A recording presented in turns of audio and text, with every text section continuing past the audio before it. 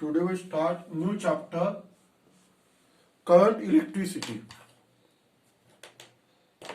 Now first of all, we have to see Kirchhoff's law. First of all, we have to see Ohm's law. क्या है Ohm's law? ये conductor के अंदर क्या होते? Free electrons होते. क्या होते? Electrons.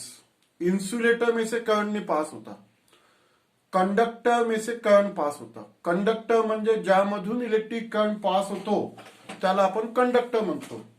All metals are the good conductor of electricity. Insulator म्हणजे ज्यामधून इलेक्ट्रिक करंट पास होत नाही त्याला इन्सुलेटर म्हणतात. Rubber, wood is a insulator. हा कंडक्टर आहे. याला आपण बॅटरी जोडली म्हणजे पोटेन्शियल डिफरन्स लावला आपण. ए बी कंडक्टर आहे, ठीक आहे. याला पोटेन्शियल डिफरन्स लावला व्ही व्होल्टचा तर काय होईल? मग करंट पास होईल यामधून. तर हे जे इलेक्ट्रॉन्स असतात कंडक्टर मध्ये, it is attracted to us positive terminal of battery. असे इलेक्ट्रॉन फिरतात. Conventional current flows through opposite direction of flow of electron. हा जो करंट असतो तो इलेक्ट्रॉनच्या विरुद्ध दिशेने फिरतो. समजलं ना? तर as long as physical state of a conductor remains constant, as long as physical state of conductor remains constant, potential difference across a conductor, potential difference across conductor is directly proportional to electric current flowing through conductor. Electric current flowing through conductor. याला म्हणतात Ohm's law. Physical state remains constant म्हणजे या कंडक्टरचं temperature, या कंडक्टरचं pressure, ह्या condition constant आहे. Dimension त्याचं कॉन्स्टंट असेल तर जेवढा आपण पोटेन्शियल डिफरन्स लावू त्या प्रमाणात इलेक्ट्रिक करंट पास होतो. याला म्हणतात ओम्स लॉ. समजलं ना? V is directly proportional to I. therefore V is equal to R into I. हा जो R आहे हा कॉन्स्टंट आहे. या कॉन्स्टंटला म्हणतात रेजिस्टन्स ऑफ कंडक्टर. नियम लक्षात आला? एकदा पुन्हा सांगतो. As long as physical state of conductor remains constant म्हणजे त्या कंडक्टरचं टेम्परेचर, त्या कंडक्टरचं प्रेशर, डायमेन्शन ह्या गोष्टीचं कॉन्स्टंट असेल तो जितना अपन बैटरी लगाएंगे, जितना पोटेंशियल डिफरेंस लगाएंगे उतना करंट पास होगा. That is. आणि करंट आता कंडक्टर मध्ये करंट का पास झाला? Electron flows in the conductor. ये कंडक्टर के अंदर इलेक्ट्रॉन फ्लो होते, ऐसे इलेक्ट्रॉन पास होतात. करंट हा इलेक्ट्रॉनच्या विरुद्ध दिशेने जातो. असे इलेक्ट्रॉन फिरतात, करंट असा फिरतो. समजलं ना? तर potential difference across conductor is directly proportional to electric current flowing through conductor. Electric current flowing through conductor याला म्हणतात Ohm's law. V is directly proportional to I. V is equal to IR. R म्हणजे R हा constant आहे. याला म्हणतात resistance of conductor. R ला काय म्हणायचं? Resistance of conductor. हा रेजिस्टन्स आहे. म्हणजे गोष्ट लक्षात आली असेल. I is equal to V upon R. Resistance is inversely proportional to current. कंडक्टरचा रेजिस्टन्स जास्त असेल तर करंट कमी. लक्षात आलं? म्हणजे याच्यामध्ये रेजिस्टन्स म्हणजे कसं आहे की हे जे कंडक्टर आहे यामध्ये असे ऍटम्स असतात आणि हे इलेक्ट्रॉन्स असतात. जेव्हा ते इलेक्ट्रॉन अशीकडे जातात त्यामुळे ते is a collision, they collide on atom. हा एक प्रकारचा अडथळा आहे, ते अडथळा होते त्यामध्ये. हा जो कोलिजन होते म्हणजे तो अडथळा होते त्याला रेजिस्टन्स म्हणतात. समजलं ना. अपोजिशन जास्त असेल तर करंट कमी. That opposition to the electrons is known as a resistance of conductor. Resistance SI unit of resistance is ohm. समजलं ना. SI unit of resistance is 1 ohm.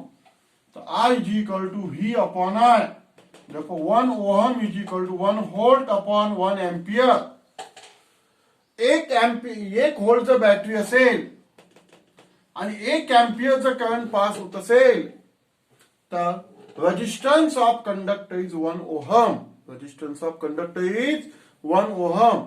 तर हा ओम्स लॉ तुम्हाला लर्न करायचा आहे. Potential difference is the product of current and resistance. Potential difference is the product of current and resistance. हा रेजिस्टन्सचा symbol, याला resistance म्हणतात. समजलं ना. हा रेजिस्टन्स आहे, कॅपिटल आर म्हणजे रेजिस्टन्स. तर ठीक आहे, हे बेसिक आहे. ओम्सला लक्षात ठेवा. Voltage is a product of, potential difference is product of current and resistance.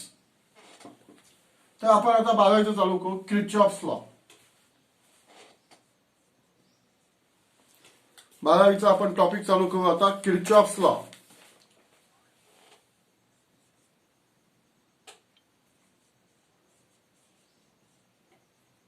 Kirchhoff first law, याला KCL सुद्धा म्हणतात, करंट लॉ. समजलं ना. याला करंट लॉ किंवा जंक्शन लॉ सुद्धा म्हणतात. याला ऑर जंक्शन लॉ सुद्धा म्हणतात याला. समजलं ना. KCL म्हणजे किर्चॉफ करंट लॉ सुद्धा म्हणतात. हा पहिला लॉ आहे. आता बा पहिल्या काही गोष्टी आपल्याला शिकायच्या आहे. समजा एखादं सर्किट आहे. समजा मी एखादं सर्किट काढतो, हे सर्किट काढतो, हा रेजिस्टन्स आहे, असं सर्किट काढलं मी. ठीक आहे, असं सर्किट काढलं. हा याला जंक्शन पॉइंट म्हणतात. याला काय म्हणतात? Junction point. म्हणजे एक हा कंडक्टर झाला, एक हा कंडक्टर झाला, एक हा कंडक्टर झाला. तिन्ही कंडक्टर या पॉइंटला मिळालेले आहे. याला कंडक्टर, याला जंक्शन पॉइंट म्हणतात. आणि समजा हे मी हे क्लोज केलं असं, हे क्लोज सर्किट झालं, याला लूप म्हणतात. याला काय म्हणतात? लूप. ठीक आहे. आता कसं आहे, समजा हा रेजिस्टन्स आहे, एक सर्किट आहे, यामधून करंट पास झाला. समजा यामधून 10 अँपिअर करंट पास झाला, तर 7 अँपिअर करंट इकडे गेला, 3 अँपिअर करंट इकडे गेला. या जंक्शनवर काय झालं, जेवढा करंट आला तेवढा तो सोडून गेला. म्हणजे टोटल करंटची जी ऍडिशन असते हे 0 असते. म्हणजे 10 - 7 - 3 इज इक्वल टू 0. जे करंट एंटर झाले ते पॉझिटिव्ह घेतात, जे करंट सोडून गेले ते निगेटिव्ह घेतात. याला म्हणतात किर्चॉफ फर्स्ट लॉ. पहा आता मी एक फिगर काढतो. समजा असे मी 5 करंट काढतो. ठीक आहे. हा जो P पॉइंट आहे याला जंक्शन पॉइंट म्हणतो. याला काय म्हणतो मी? Junction point. 2 करंट मी बाहेर दाखवलेले आहे, 3 करंट मी जंक्शन पॉइंट वर एंट्री दाखवलेली आहे. समजलं? Consider point P as a junction.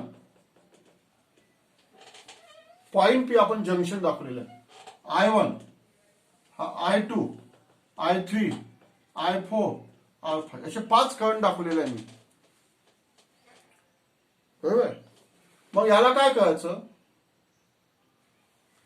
आता याचा मी हा जो किर्चॉफ करंट लॉ आहे याचं मी इक्वेशन मांडतो.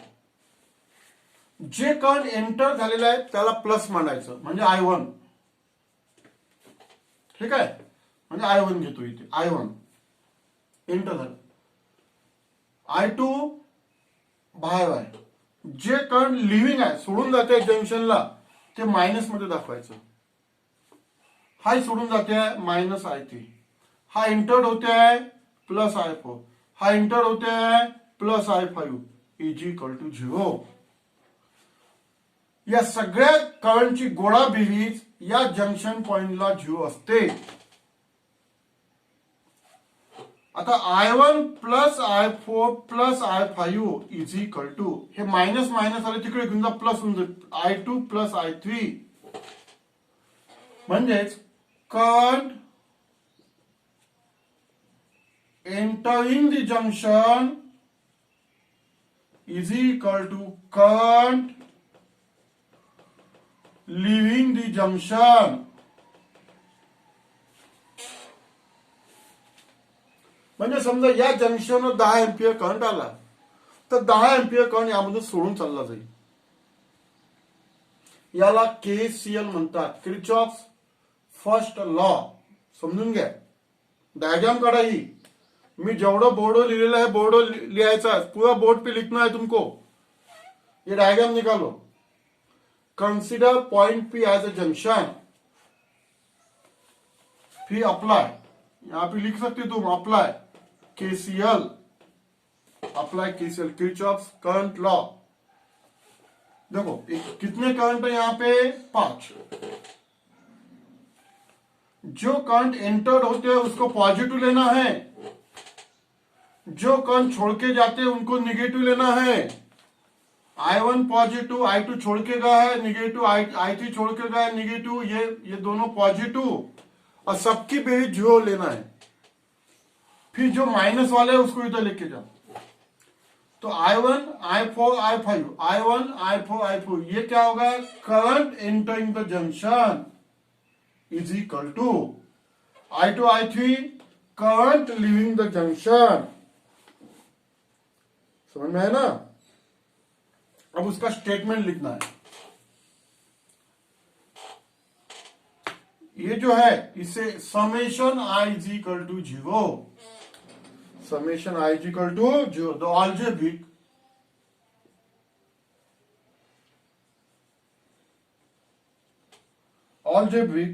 sum of current at a junction is 0. Sum of विचारून लिहायचं आपण. या सगळ्यांची गोळा बेरीज किती आलेली आहे 0 आलेली आहे. algebraic sum of current at a junction is 0 in electrical network. याला म्हणतात KCL. This is the statement of KCL. हे झालं KCLचं स्टेटमेंट. साइन कन्व्हेन्शन काय वापरलं आपण साइन कन्व्हेन्शन. का वापरलं आपण sign convention. Current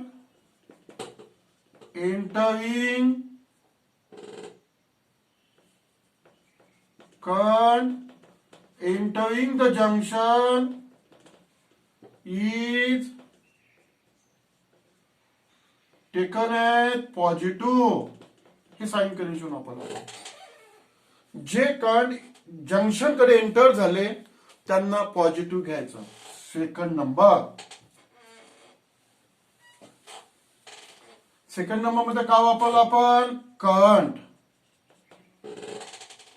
current leaving the junction किंवा मूव्हिंग अवे फ्रॉम जंक्शन असे म्हणू शकता. Living the junction is taken as negative. The algebraic sum of current at a junction is 0 in electrical network. Sign convention. Current in the junction is taken as positive. Current leaving the junction is taken as negative. Entering junction is positive. Current leaving the junction is taken as negative. तर हा झाला पहिला law. याला Kirchhoff's law म्हणतात. Kirchhoff's current law. Learn होईल मग. Algebraic sum of current at a junction is 0 in electrical network. तर पहिला लॉ सोपा आहे. आता दुसरा लॉ थोडासा समजून घ्यायचा आहे तुम्हाला व्यवस्थितपणे.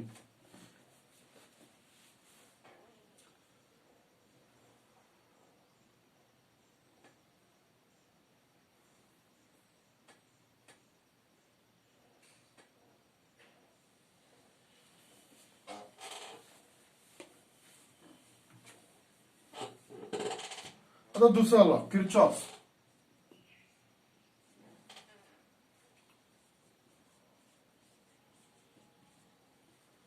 किरचॉफ व्होल्टेज लॉ, याला केव्हीएल म्हणतात, किरचॉफ व्होल्टेज लॉ. ठीक आहे. तर याच्यामध्ये पहिले डायग्राम काढायची आणि मग मी तुम्हाला समजून देतो व्यवस्थित.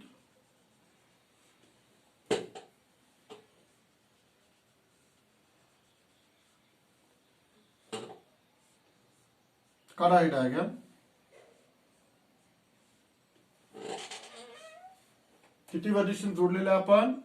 5.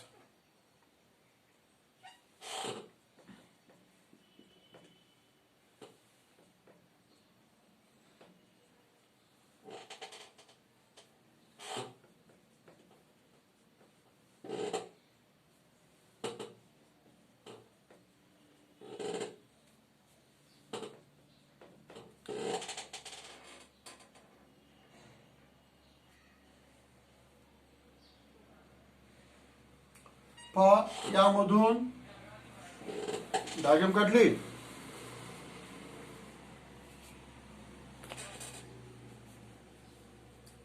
याला आपण हे जे पॉइंट्स आहेत याला नाव देऊ आपण. ठीक आहे. ए, बी, सी, डी. ठीक आहे. त्याच्यानंतर एफ आणि ची ई ने देऊ. ई म्हणजे ईएमएफ, याला ईएमएफ म्हणतात, ईएमएफ. ठीक आहे. ईएमएफ म्हणजे इलेक्ट्रोमोटिव्ह फोर्स. ईएमएफ म्हणजे energy to circulate a charge in once around the complete circuit. पहा, हे सर्किट डायग्राम काढले आपण. किती रेजिस्टन्सेस आहेत? 5. R1, R2, R3, R4, R5. 5 resistance. 2 cells आहेत, 2 बॅटरी आहेत, E1 आणि E2. याचा ईएमएफ आहे E1, याचा ईएमएफ आहे E2. समजा यामधून करंट पास झाला I1 इथे आला. ठीक आहे. यामधून करंट झाला पास I2, हा I2 करंट आहे. आता हा जो बी पॉइंट आहे हा जंक्शन पॉइंट झाला ऍक्च्युअली. कोणता पॉइंट झाला? Junction point. म्हणजे यामध्ये आपण करंट कन्सिडर करणार I3. म्हणजे ऍक्च्युअली I3 काय आहे? I1 plus I2. पहा, इथून करंट कोणता आला? I2. इथून करंट नेहमी पॉझिटिव्ह पासून बाहेर पडतो, हे लक्षात ठेवायचं. इथं I1, इथून I2, इथं आला. Current entering the junction is equal to current leaving the junction. म्हणजे I3 समजा इथून आपण इथं केसीएल आता शिकलेलो आपण ना, केसीएल हा नियम यहाँ पे लगाना है तुमको. क्या आएगा? Current entering the junction is equal to current leaving the junction and I3 is equal to I1 plus I2. ये I3 आ गया यहाँ पे. फिर से ये I1 इधर गया, ये I2 इधर गया, ऐसा. एंड I2 ऐसा घूमगा, I1 ऐसा घूमगा. I3 का वैल्यू क्या? I1 plus I2. डायग्राम बना लो पहले मैं एक्सप्लेन करता, बाद में उसका स्टेटमेंट बाद में लिखेंगे आखिरी में.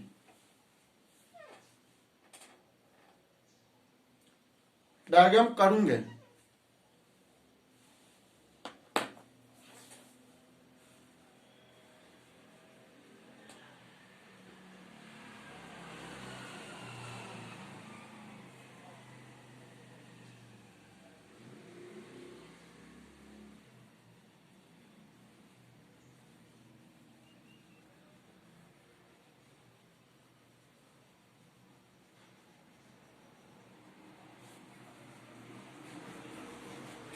आता याच्यामध्ये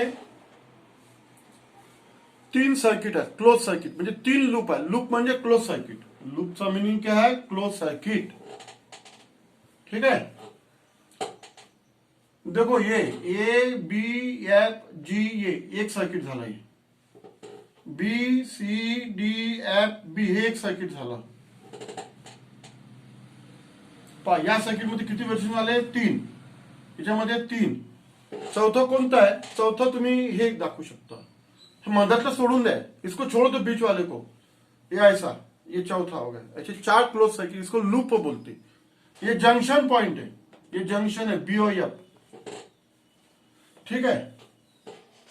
अब देखो कैसा इक्वेशन लिखना है। देखो कैसा है कि ये समझो E1 है। अब मैं ऐसा लिखता, अप्लाई KVL टू लूप, ये लूप ABFG, ये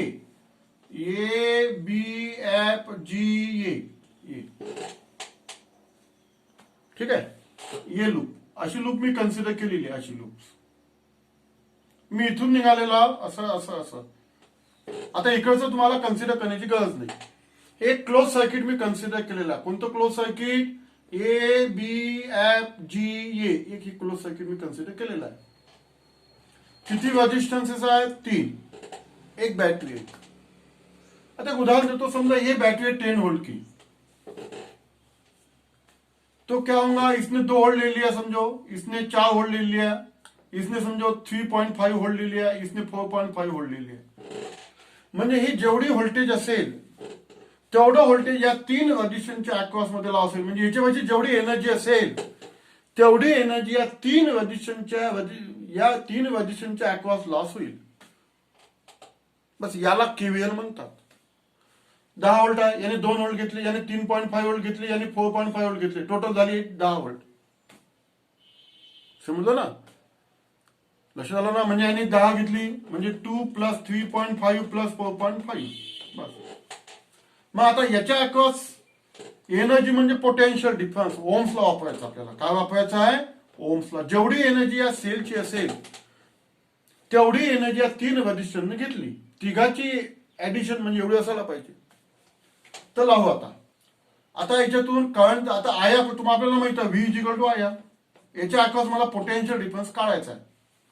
मग याच्या अक्रॉस पोटेन्शियल डिफरन्स काढू, मग याच्या अक्रॉस पोटेन्शियल डिफरन्स काढू, म्हणजे व्होल्टेज याच्या अक्रॉस व्होल्टेज काढू, याच्या अक्रॉस व्होल्टेज काढू, याच्या अक्रॉस व्होल्टेज काढू, आणि तिन्ही व्होल्टेज याच्या एवढे आले पाहिजे, ई एवढे। का? आता ओम्सला वापरायचे। Voltage is a product of current and resistance. किती येईल? I1 current into resistance. आता एक लक्षात ठेवा, आपण लूप इथून स्ट्रेस केलेलं, इथून चाललेलो आपण असं लूप, म्हणजे ह्याची लूप आपली अशी आहे लूप, आणि करंट असं चाललेला आहे। If direction of current and direction of loop are same, then it is IR product can be taken as positive. म्हणजे करंटची डायरेक्शन आणि लूपची डायरेक्शन जर सारखी असेल तर आया प्रोडक्ट हा पॉझिटिव्ह घेतात, म्हणजे हा पॉझिटिव्हची। मग इथे आलो, याचा आया प्रोडक्ट काढा, current into resistance I3 into R5, I3 into R5। इथून करंट कोणता चालला? I3 करंट चाललेला आहे। करंटची डायरेक्शन आणि लूपची डायरेक्शन सारखी, आपण B कडून F कडे चाललेलो आहोत। इथे A कडून B कडे चाललेलो बा, A कडून B कडे, आता B कडून F कडे चाललेलो आपण, B कडून F कडे। Direction of loop and direction of current are same, therefore taken as a positive. इथे आता F कडून G कडे चाललेलो आपण, लूपची डायरेक्शन, ही लूपची डायरेक्शन आपली F कडून G कडे, बरोबर। करंट असंच चाललेला आहे। इथून करंट कोणता चालला आता? I1, हा I1 आला, कारण इथे KCL वापरा। Current entering the junction is equal to current leaving the junction. इथून I2 चालला, इथून I2, इथून I1, हे I3 आहे करंट, हा I3 आहे। Current entering the junction is equal current leaving the junction, इथून I1 चालला, वापस असं I1। तर करंटची डायरेक्शन आणि लूपची डायरेक्शन सारखी आहे, म्हणून प्लस काय, मग I1 इंटू R3, हा झाला आया प्रोडक्ट। हा काय झाला? आया प्रोडक्ट। या तिघांचं व्होल्टेज याच्या बरोबर असलं पाहिजे, E1 is equal to E1। हे इथे सेम लावा, करंट असा चालला, हे लूप आपण G कडून A कडे घेतलेले आहे, म्हणून हे पॉझिटिव्हची। याला किर्चॉफ इक्वेशन म्हणतात, voltage law. Apply KVL to the loop, therefore I1 plus I3 R5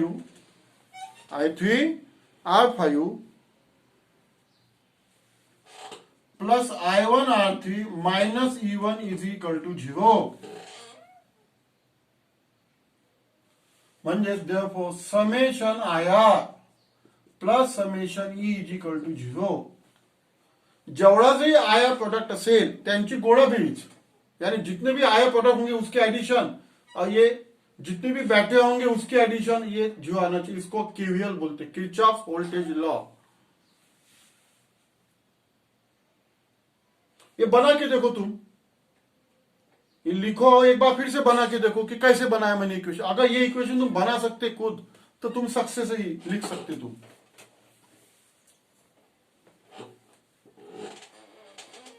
ठीक है.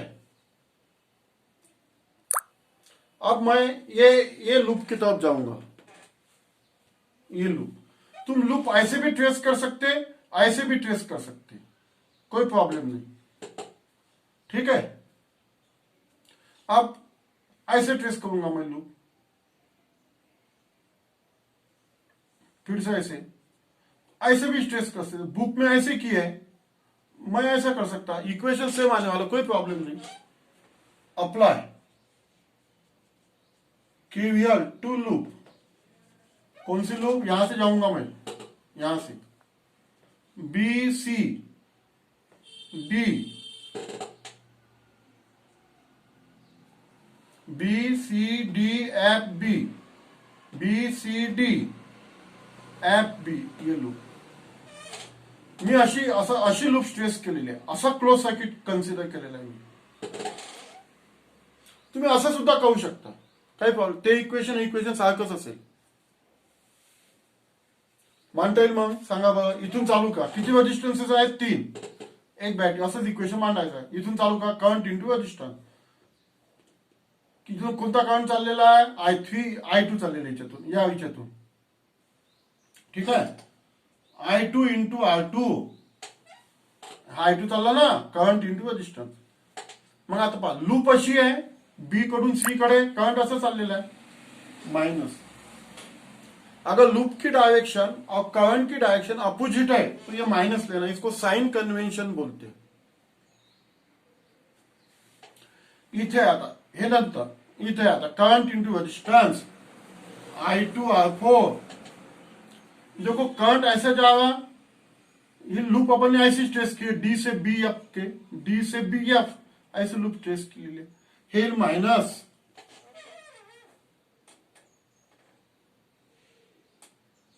इथे आता करंट असा आहे, आपली लूप अशी आहे, एफ कडून बी कडे, एफ कडून बी कडे. तर काय मग हे सुद्धा मायनस येईल.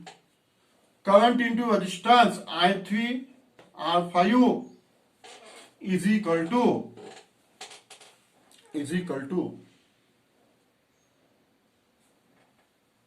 ठीक है, इज इक्वल टू. ये देखो क्या है, ये देखो यहाँ पे E2 is equal to E2. जितना वोल्टेज इसका होगा उतना ये तीनों में जाएगा. समजा 5 वोल्टची बॅटरी असेल, यानी 1 वोल्ट घेतला, यानी 2 वोल्ट घेतला, यानी 2 वोल्ट घेतला, म्हणजे टोटल 5 वोल्ट. आता E2 पॉझिटिव्ह घ्यायचं, निगेटिव्ह घ्यायचं, हे ठरवायचं पुन्हा तसंच. लूप सी कडून डी कडे आहे, करंट असा चालला म्हणजे मायनस.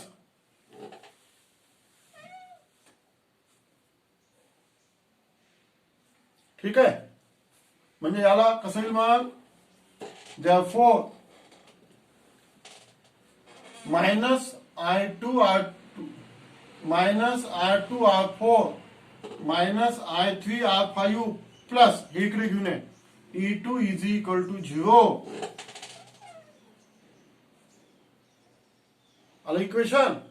म्हणजे या सगळ्यांची जी गोळा बेरीज आहे, समेशन आहे, सबकी जो अल्जेब्रिक सम है, plus summation E is equal to 0 हो गया. इसको KVL बोलते हैं. ऐसा इक्वेशन लिखना जमना चाहिए तुमको.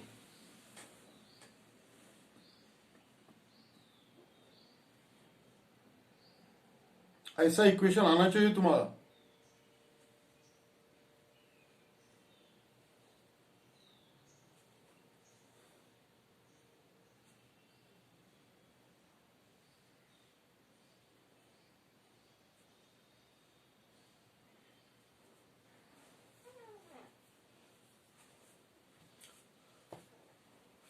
म्हणजेच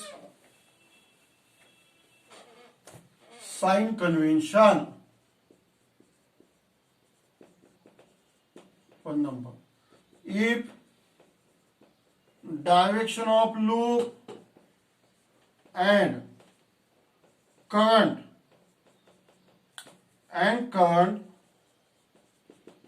are same, then direction of loop and current are same, then IR product taken as positive. आया प्रोडक्ट काय घ्यायचा आहे? Positive. 2nd number. If direction of loop and current are in opposite, then IR product taken as negative. Taken as sign convention.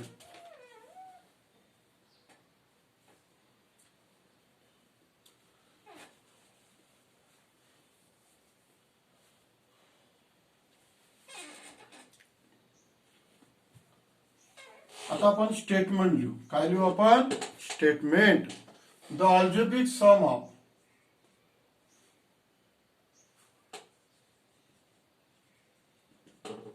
algebraic sum of product of,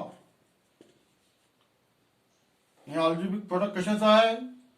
current and resistance. algebraic sum of product of current and resistance म्हणजे IR and